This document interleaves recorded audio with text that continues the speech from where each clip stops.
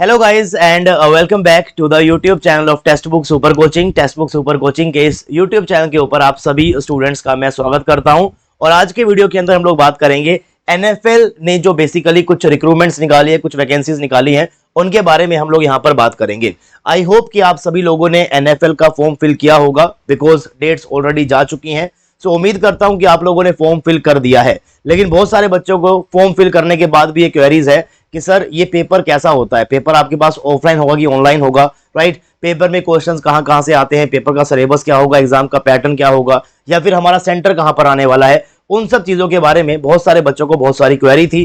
तो मैंने क्या किया है, मैं इस वीडियो को बना रहा हूं और इस वीडियो में आपके सभी के सभी क्वेश्चंस का मैं सॉल्यूशन देने का आपको यहां पर कोशिश करूंगा।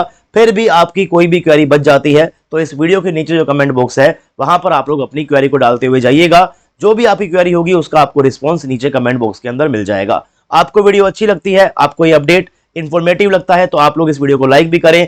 ऐसी और वीडियो देखने के लिए आप लोग चैनल को सब्सक्राइब कर लें और सब्सक्राइब करते हुए आप लोग बेल आइकन को जरूर प्रेस करें ताकि जैसे ही कोई वीडियो आए आपके पास उसका नोटिफिकेशन पहुंच जाए और आप उस वीडियो को मिस ना कर सको। चलिए भाई स्टार्ट करते हैं आज के इस वीडियो को, है ना। एनएफएल यानी कि नेशनल फर्टिलाइजर्स लिमिटेड कुछ एक्सपीरियंस प्रोफेशनल्स का रिक्रूटमेंट कर रही है एट E1 लेवल। तो काफी सारी पोस्ट यहाँ पर है ना।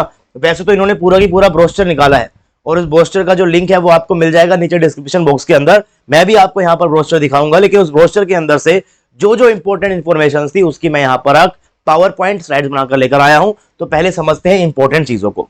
तो काफी सारी पोस्ट है आपके पास E1 लेवल के ऊपर, है ना। इस पर्टिकुलर पोस्ट के लिए जो बच्चे एलिजिबल हैं, जो जो इस पर्टिकुलर इस एग्जाम को दे सकते हैं, तो एक बार जरा मैं आपको दिखा दूं भैया एलिजिबिलिटी क्या रहेगी आप लोगों के लिए, राइट। तो एलिजिबिलिटी जो है आप लोगों के लिए वो यहाँ पर कहाँ रहने वाली है भैया, मैं आपको दिखा देता हूँ। एक बार पहले बात कर लेते हैं एज की।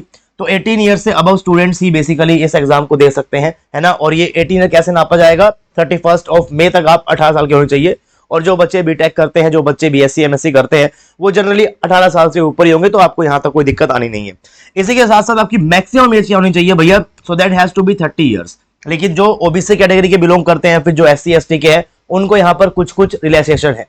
जैसे कि ओबीसी वालों को 3 साल का है रिलैक्सेशन और एससी एसटी वालों को है 5 साल का रिलैक्सेशन, राइट। सो एसटी एसटी वाले अगर 35 साल तक भी हैं तो भी आप इस पोस्ट के लिए बिल्कुल एलिजिबल है, बशर्ते आप लोगों ने फॉर्म फिल किया हो, बिकॉज फॉर्म की डेट ऑलरेडी जा चुकी है, राइट। तो इस तरीके से आपके पास एलिजिबिलिटी रहेगी। साथ में जो स्टूडेंट्स बेसिकली बीएससी करते हैं, जैसे कि कौन कौन सी आपको क्वालिफिकेशन यहाँ पर चाहिएगी। तो अगर आप लोग एमएससी कर रखी है आप लोगों ने केमिस्ट्री के अंदर, तो आप इसके लिए बिल्कुल वैलिड रहेंगे, लेकिन आपका जो परसेंटेज है वो आपका 60% से ऊपर होना चाहिए। साथ में अगर आप लोगों ने इंजीनियरिंग कर रखी है, मतलब आपने बीटेक कर रखी है, भले ही आपने करी हो मैकेनिकल से, इलेक्ट्रिकल से, इंस्ट्रूमेंटेशन से, सिविल से, फायर एंड सेफ्टी से, तब भी आप लोग इस पोस्ट के लिए क्या है, बिल्कुल एलिजिबल है। बस आपके टोटल जो मार्क्स हैं, एग्रीगेट मार्क्स हैं, वो आपके 60% या फिर उससे ऊपर सॉरी गाइस, उससे ऊपर आप लोगों के होने चाहिए, राइट। साथ में एक और आपके पास यहाँ पर डिग्री है, जो लोग करते हैं भैया degree in mechanical material science और एमबीए पीजी इन मटेरियल मैनेजमेंट, तो वो लोग भी इस जॉब के लिए वैलिड रहेंगे। वैकेंसीज में आपको एक बार दिखा देता हूं भैया, काफी सारी वैकेंसीज आई है। मैं बस आपको यहाँ पर 4-5 दिखा रहा हूं। जैसे कि आपके पास इंजीनियरिंग को चाहिएगा एक E1 लेवल का इंस्ट्रूमेंटेशन के लिए, engineering from civil department, engineering from fire and safety department. और ये देखिए भैया सीनियर केमिस्ट, बिकॉज जो मैक्सिमम ऑडियंस है इस चैनल के ऊपर वो आप एमएससी केमिस्ट्री कर रहे हो, तो आप लोग भी सीनियर केमिस्ट लग सकते हो केमिकल लैब के अंदर। पे स्केल क्या होगा, तो नेक्स्ट ही कॉलम के अंदर यहाँ पर पे स्केल लिखा हुआ है, पर एनम के हिसाब से है, यानी कि 1 साल की इनकम आपके पास क्या रहेगी, आपकी 12.99 लाख है। So this is lakh per annum, तो ऑलमोस्ट कहीं ना कहीं आपके पास 1 लाख पर मंथ के हिसाब का है, उससे थोड़ा ज्यादा ही है। तो उसके हिसाब से आपके पास यहाँ पर पे स्केल भी दिखाया हुआ है। अब सिर्फ इतनी पोस्ट नहीं आई है ना, और भी काफी सारी पोस्ट आई है। और कितनी कितनी आपके पास वैकेंसीज है तो वो भी लिखा हुआ है कैटेगरी वाइज, कि अनरिजर्व में आपके पास 6 वैकेंसी है, एससी में 2 वैकेंसी है, एसटी में 1 वैकेंसी है। तो वो भी आपके पास यहाँ पर पोस्ट वाइज सब कुछ लिखा हुआ है। तो एक बार मैं आपको यहाँ पर इसका रोस्टर भी दिखा देता हूँ भैया, है ना। कहाँ से आप रोस्टर को देख सकते हैं, तो आपको जस्ट जाना है डिस्क्रिप्शन बॉक्स के अंदर, वहां पर आपको ये प्रो की पूरा रोस्टर मिल जाएगा भैया।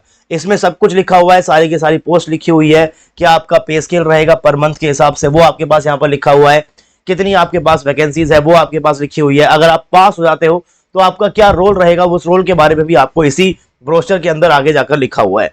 तो जो लोग इंटरेस्टेड हैं, जिन लोगों ने फॉर्म फिल किया है, वो प्लीज इस ब्रोशर को जरूर गो थ्रू कीजिएगा।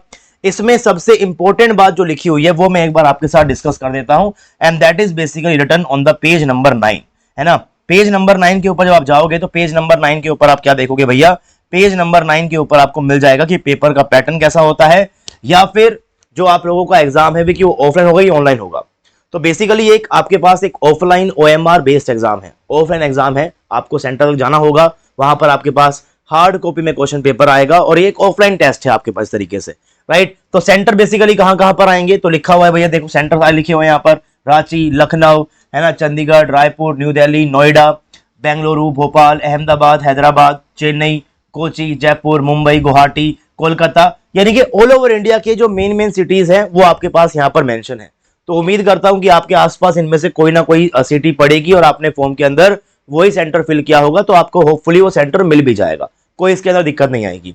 इसी के बाद इसके अंदर नीचे यहां पर देखो पॉइंट में लिखा हुआ है that this offline OMR based test will have 2 parts, 2 parts आपको यहां पर देखने को मिलेंगे, है ना। जैसे कि आपके पास यहां पर लिखा हुआ है भैया क्या, discipline related and aptitude related, यानी कि आपके पास जो भी आपका करिकुलम है उसके ऊपर बेस्ड आपको क्वेश्चंस मिलने वाले हैं। इसी के साथ साथ आपको कुछ क्वेश्चंस जनरल एप्टीट्यूड के भी मिलेंगे, राइट। तो बेसिकली आपको इस टेस्ट के अंदर टोटल आपको 2 घंटे का टाइम मिलेगा, यानी कि 120 मिनट आपके पास रहेंगे।